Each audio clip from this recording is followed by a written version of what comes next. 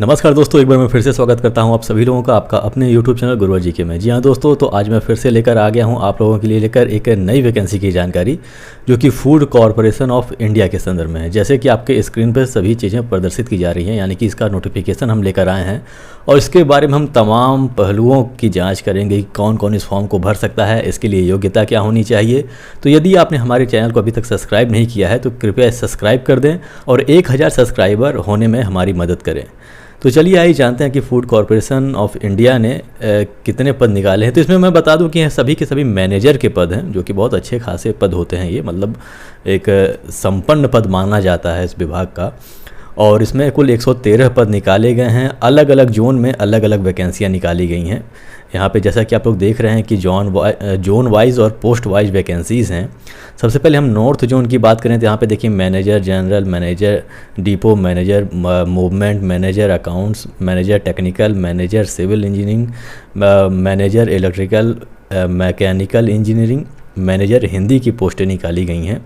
और यहाँ पे आप लोग को टोटल पद भी मिल जाएंगे 1, 4, 5, 14, 9, 3, 1 कुल मिलाकर 38 पद निकाले गए हैं नॉर्थ जोन में। यदि हम एज की बात करें तो एज की देखिए इसमें जो गणना की जाएगी वह 1/8/2022 से की जाएगी, यानी कि 1/8/2022 को आपकी उम्र जो है 28 साल से कम नहीं होना चाहिए। और कितने से अधिक नहीं होना चाहिए यहाँ पे देखिए दिया हुआ है, सब 28 साल दिया हुआ है। एज के बारे में मैं बता दूं कि जितने भी मैनेजर के पद निकले हैं उसमें सभी के एज जो हैं वह मिनिमम 18 हैं और मैक्सिमम 28 साल हैं। तो 18 से 28 साल वाले इस फॉर्म को भर सकते हैं। लेकिन वहीं यदि मैं मैनेजर हिंदी की बात करूं तो मैनेजर हिंदी के पोस्ट वाले इनकी जो अधिकतम उम्र है मांगी गई है वह 35 साल मांगी गई है, यानी कि 18 से 35 साल तक इसके फॉर्म को भर सकते हैं। लेकिन ऐसे कैंडिडेट्स जो विभिन्न वर्गों से संबंध रखते हैं, यानी कि जैसे कि SC ST कैंडिडेट्स को इसमें 5 साल का छूट मिलेगा और OBC कैंडिडेट को इसमें 3 साल की उम्र में छूट मिलेगी। यहाँ पे देखिए साउथ जोन की भी ऐसी वैकेंसियाँ दी हुई हैं, आप लोग देख लीजिएगा। इसका जो इसके पे स्केल है उसको यदि देखा जाए तो 40,000 से लेकर 1,40,000 रुपये इसका पे स्केल है। तो बहुत बढ़िया पे स्केल इसका है। यहाँ पे देखिए साउथ जोन की विभिन्न वैकेंसियाँ दी हुई हैं, वही सारी वैकेंसियाँ हैं। वेस्ट जोन में भी आप लोग देख लीजिएगा कि कितनी कितनी वैकेंसी आई हैं, ये वेस्ट जोन की हैं। फिर यहाँ पे ईस्ट जोन की यहाँ पे वैकेंसी है, फिर नॉर्थ ईस्ट जोन की यहाँ पे वैकेंसी है। आप लोग देखते रहिएगा, आपका जहाँ पे भी भरना होगा। कहीं कहीं मैनेजर हिंदी की या फिर कुछ पोस्टें कहीं कहीं नहीं दी हुई हैं, जैसे कि यहाँ पे ही देख लीजिए, ये जो ईस्ट जोन है यहाँ पे हिंदी मैनेजर की पोस्टें नहीं दी हुई हैं, तो आप लोग इसे देख लीजिएगा। चलिए बात करते हैं हम क्वालिफ़िकेशन की। और क्वालिफ़िकेशन आपका जो ये पूरा होना चाहिए वह 1/8/2022 तक आप लोग का क्वालिफ़िकेशन पूरा हो जाना चाहिए, यानी कि आपके सर्टिफिकेट या फिर आपका जो मार्कशीट होगा उस पर जो इशू डेट होगा वह 1/8/2022 से कम होना चाहिए, वो 1/8/2022 के बाद का नहीं होना चाहिए।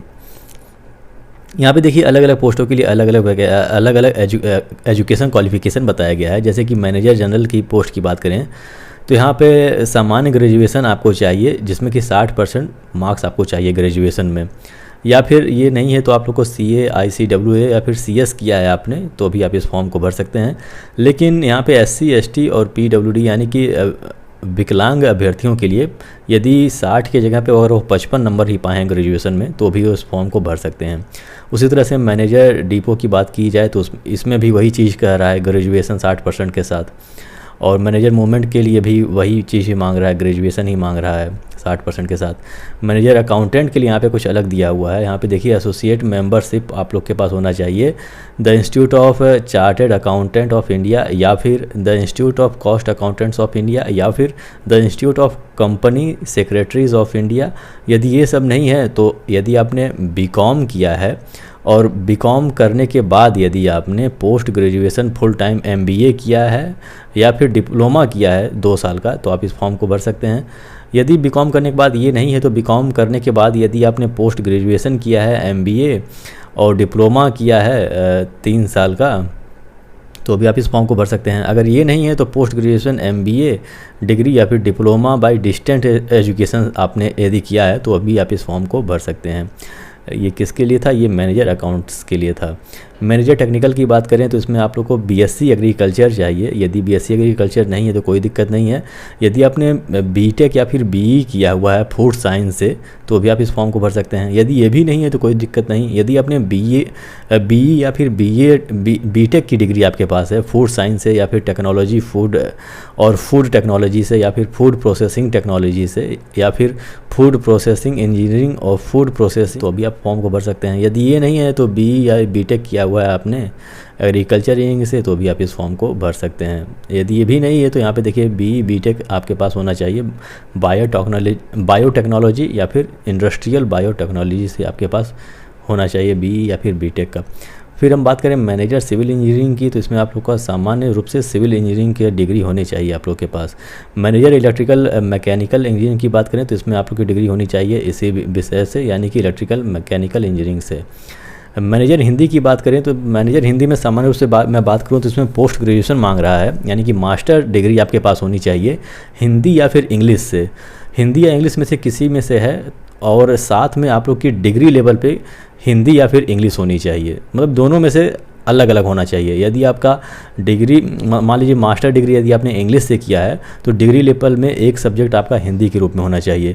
यदि आपने मास्टर डिग्री हिंदी से किया है तो डिग्री लेवल पे आपका एक सब्जेक्ट जो है वह इंग्लिश का होना चाहिए। तो इस तरह के इसमें मांगे गए हैं। तो ये हो गया आप लोगों का एजुकेशन क्वालिफ़िकेशन। चलिए बात करते हैं हम सिलेक्शन प्रोसेस की। तो सिलेक्शन प्रोसेस में इसमें देखिए हिंदी मैनेजर हिंदी की पोस्ट छोड़ के जितनी भी पोस्टें हैं उनको ट्रेनिंग भी देना होगा, यानी कि उनका ऑनलाइन टेस्ट होगा, इंटरव्यू होगा और ट्रेनिंग देना होगा। लेकिन हिंदी मैनेजर के लिए इन्हें ट्रेनिंग देने की आवश्यकता नहीं होगी, इनका टेस्ट होगा और इंटरव्यू होगा। चलिए अब बात करते हैं ऑनलाइन टेस्ट की। तो ऑनलाइन टेस्ट जो होगा वह सभी के लिए 2 फेज़ में होगा, यानी कि फ़ेज़ 1 और फ़ेज़ 2। चलिए आगे बात करते हैं हम फ़ेज़ 1 में। तो फ़ेज़ 1 सभी के लिए कंपलसरी है और सभी के लिए एक जैसा सब्जेक्ट इसमें पूछा जाएगा, यानी कि केवल एक पेपर होगा।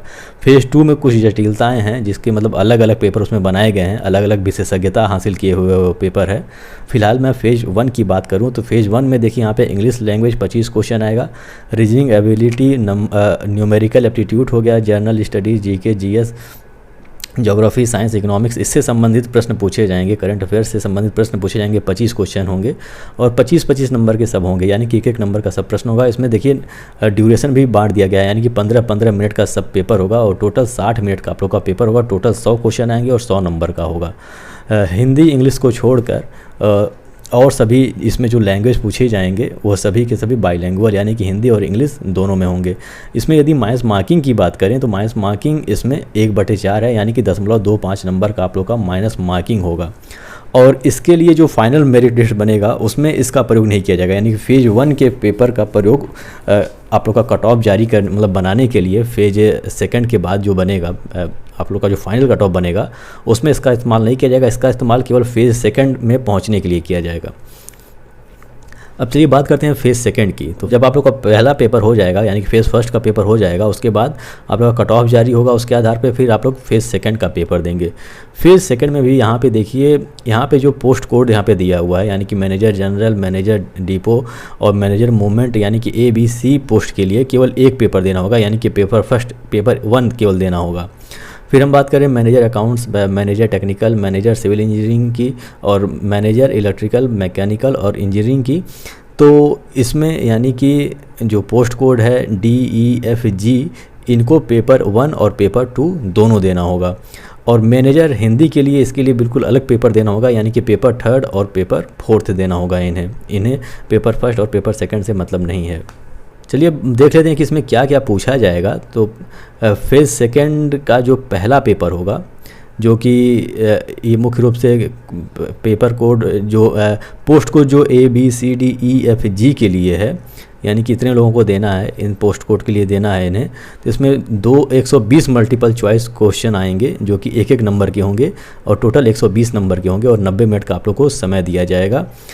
और पोस्ट स्पेसिफिक पेपर 2 जो होगा, यानी कि जो इसमें मुख्य रूप से बात किया जाए तो DEFG के लिए जो होगा इनके लिए 60 मल्टीपल चॉइस क्वेश्चन आएंगे और जो कि इसमें 2 नंबर के होंगे प्रत्येक और 120 नंबर का ये होगा और 60 मिनट का आप लोग को समय दिया जाएगा। और पेपर थर्ड जो है वह 120 मल्टीपल चॉइस आएंगे और एक एक नंबर का होगा और 120 नंबर का होगा ये टोटल और 90 मिनट का होगा। यानी कि पेपर थर्ड जो है वह केवल हिंदी मैनेजर के लिए जो है उसके लिए है। और पेपर फोर्थ जो हिंदी मैनेजर के लिए है, इसमें देखिए आप लोग का एक पैसेज आएगा जिसको ट्रांसलेट करना होगा हिंदी से इंग्लिश में और एक पैसेज आएगा जिसको ट्रांसलेट करना होगा इंग्लिश से हिंदी में और एक ऐसे लिखना होगा और एक प्रेसेस राइटिंग करना होगा और प्रत्येक 30-30 नंबर का होगा। यानी कि टोटल आप लोग का जो है 120 नंबर का यह पेपर होगा। 90 मिनट का समय इसमें भी दिया जाएगा। इसमें किसी भी प्रकार की नेगेटिव मार्किंग नहीं है।